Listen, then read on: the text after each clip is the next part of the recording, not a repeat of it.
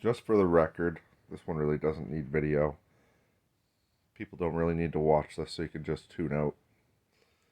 My relationship apparently ended months before inside my partner's head, which I'm going to say now to every and all woman out there, bullshit.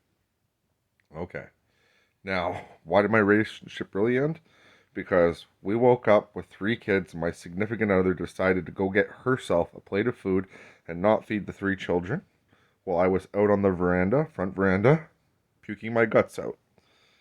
When she couldn't sit peacefully on the couch playing her cell phone games and eating with all three kids jumping on her, she proceeded to get very angry, storm into the kitchen. Both I and the neighbor outside, who is a 80-some-year-old lady, could hear. uh, I went in, wasn't very happy about it, probably said it too rudely. Why didn't you feed the kids first, or sit at the table, or put your damn cell phone away? Uh, led to the other person yelling, screaming, biting their finger, saying they didn't want to be with me, and how much they effing hated me. And I told them, there's the door. Take the kids, stick them up your ass, get out. Now, boys, if you're ever listening to this, Daddy was being facetious, maybe? I think that's the right word. He wasn't saying for Mummy to actually, like, take you guys and leave. He was saying, basically, how impossible it would be for Mummy to physically stick you up her ass. Right? Because the reason Daddy said this is because every time Mummy and Daddy would have an argument where we could have just talked it over, we would raise our voices. And that wasn't right for you guys. So, Daddy wasn't saying, Mummy, take the kids, or I don't love you, or I don't want you, or, you know. That's how that went down. So, it's not like Daddy doesn't want to see you. It's not that Daddy didn't want to go out and do things with you guys. It's Daddy would come home to an empty house and cry. Daddy would be sitting here and feel very lonely. And he would ask to talk to you. And he would be told it's too noisy. So Daddy would sit there for hours, crying, and ask again. And he was told it was too quiet. That that broke Daddy's heart. It broke Daddy's soul. It broke Daddy's mind. It broke Daddy completely. And then a few days later, Daddy was adamant that Daddy needed to talk. And it wasn't happening. So Daddy pulled the nuclear option. Daddy didn't want to harass anybody. Daddy wanted to get blocked. Daddy wanted time to heal. Because he couldn't heal with the way things were going. He was broken. And nobody cared. Nobody cared to come see him. Nobody cared to talk to him. Nobody cared why. And it's not something you should talk over the phone about. It's something you should talk into person. You know, when someone literally breaks your heart because they're feeling like they're being kept away from their boys,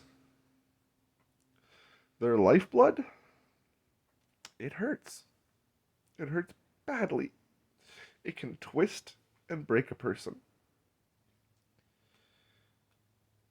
And it really hurts.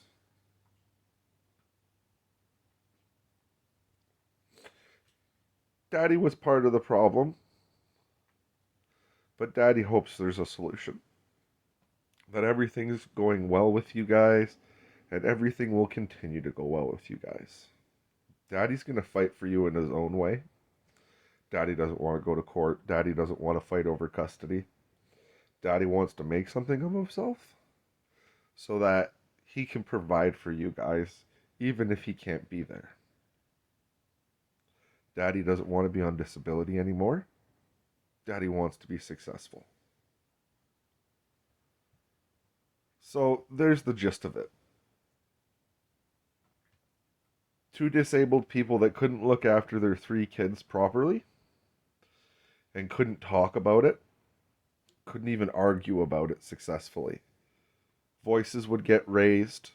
I had been punched in the back, literally assaulted. I have been belittled. I've had my opinion. Basically, I give an opinion, and the other person acts like it's stone and starts acting butthurt because now what they wanted to do, they can't do because the other person opened their mouth about their opinion. I was made to sit and defend them on the couch while they eat peacefully. Well, I ate my tacos at the counter over the sink. I really wish there would have been some sort of solutions. Daddy asked hundreds of times, "What's wrong?" and was told nothing. And I'm fine. So, yes, Daddy got angry in the end. Daddy got loud because every problem was just, we'll deal with it later. We'll fix it later. We'll talk about it later. Daddy couldn't be there all the time to defend Mummy while she ate. And that led to problems. It led to lots of problems. I tried my best to heal, but under the circumstances of being told that it's too quiet, it's too loud, all in the same day, Daddy looked for so many chances to talk to you, and that day shattered Daddy into pieces. And nobody cared. Nobody gave a damn about Daddy. Nobody called Daddy and asked him what was wrong. Nobody would come see Daddy and talk to him. And Daddy couldn't even talk to you because it was too hectic, and then it was too quiet, and then it was too this. And that shattered Daddy to pieces, and Daddy still cries about it every night.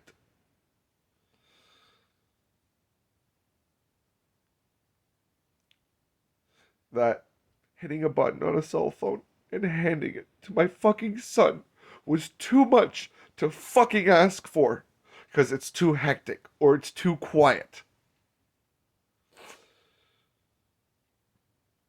You don't need to tell me you're trying to keep me away from my children.